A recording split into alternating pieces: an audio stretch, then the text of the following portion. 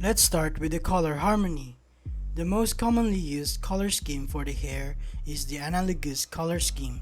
So I have decided for a purple base color, and from now on I'm only gonna use the two colors beside the purple on a color wheel, the violet and magenta. For my first shadow, I picked a color directly below the base. I know it's muddy, but I'm gonna change it later.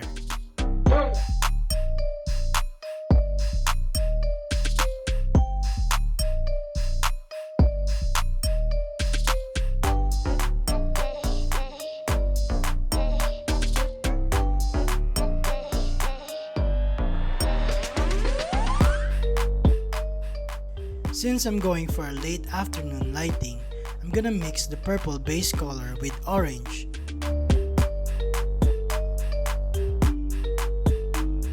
So purple mixed with orange, we now have magenta.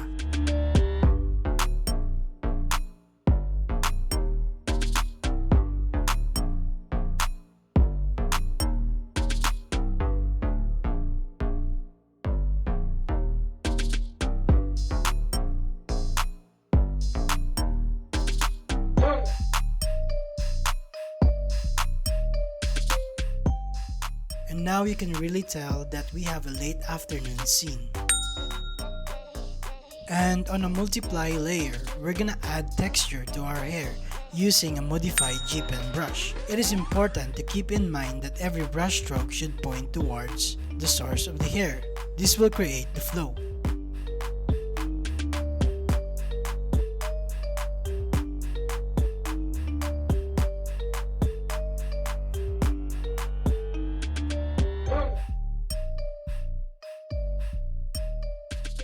If you want to learn how to make a brush for the hair texture, let me know. It's really easy and I will make a video about it.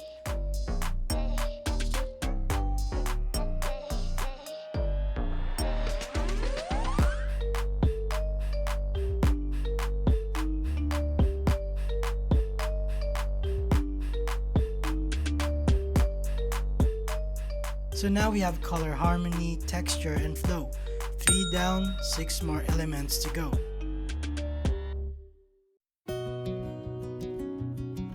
So I created a hard light using a soft brush, glow dodge layer, and the orange color for the afternoon effect.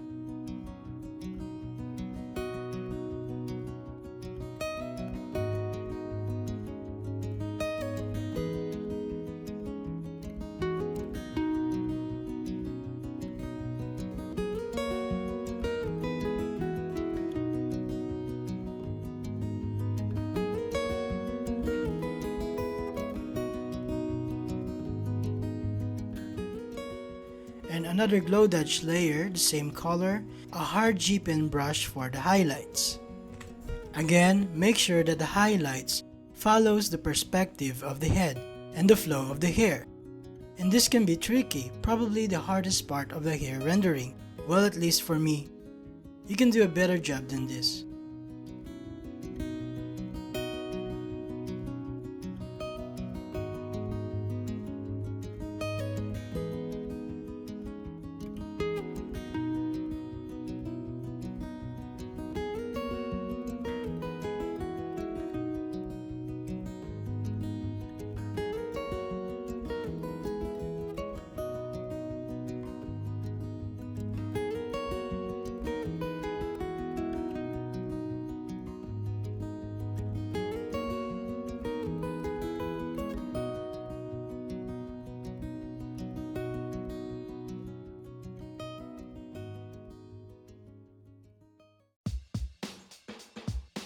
I created a chromatic aberration effect or color fringing on the highlights.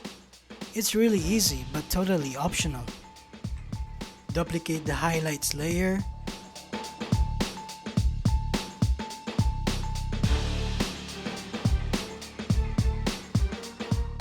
Change the color of the layer below.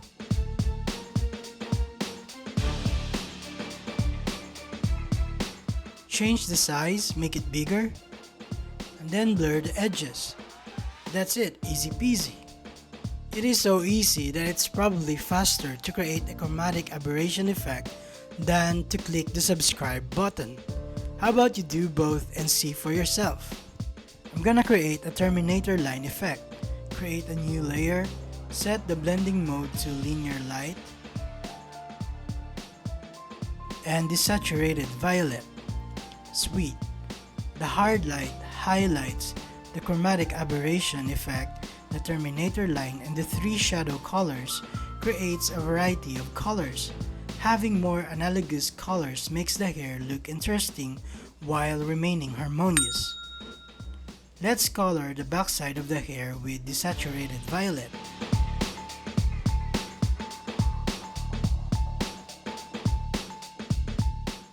Since the color is desaturated or muted, it tells our eyes that this part of the hair is farther from the rest.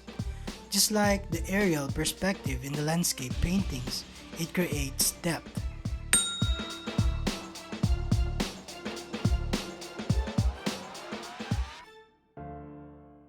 I'm gonna pick the colors that I've already used before, and using the modified G-pen brush, I'm gonna add more individual hair strands to create more volume to the hair.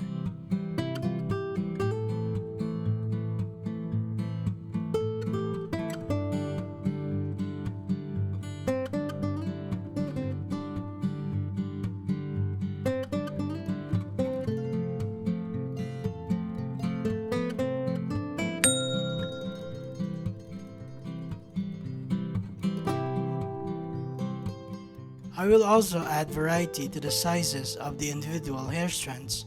Remember, uniformity is boring, variety makes the hair interesting.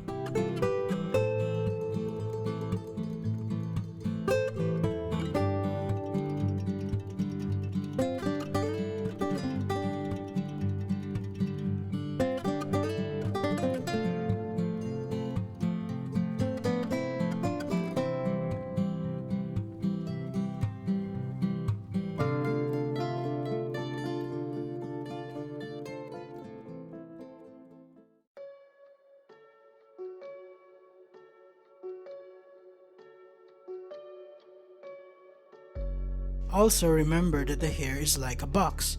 It has thickness and multiple sides. If you change the color of one of the sides, it will create a 3D effect. Make sure to paint over the line art as well.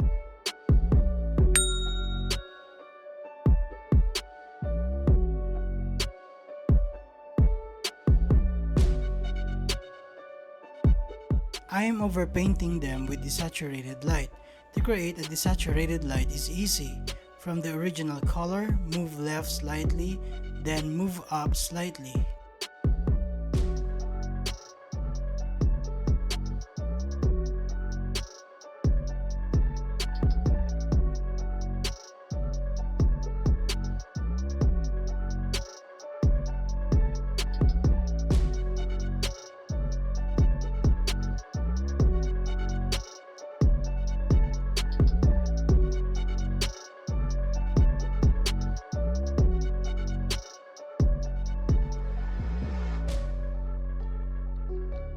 Done. Oh wait, didn't I say 9 elements in the beginning of the video? So color harmony, texture, flow, variety, depth, volume, and 3-dimensionality. So far, we only have 7. Well, I already did the other 2 when doing the line art. Have you noticed, in all of Mika Pikazo's artworks, some parts of the hair are overlapping each other, as if there are multiple layers within the hair. This prevents the hair from looking flat. Guess what? We have that in our hair too. And in Ask's Pixiv interview, she stated that a good hair rendering is one that interacts with the environment. Look how the hair drapes over the shoulder and being held by the hands. They were not drawn boringly. The hair has interaction with its environment.